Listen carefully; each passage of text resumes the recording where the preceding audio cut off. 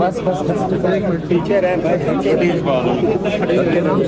अच्छा 10 के नहीं देता।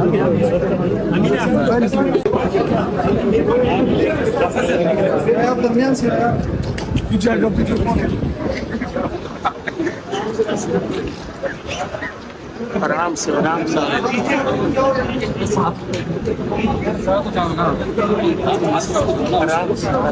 कोई नहीं आएगा इस तरह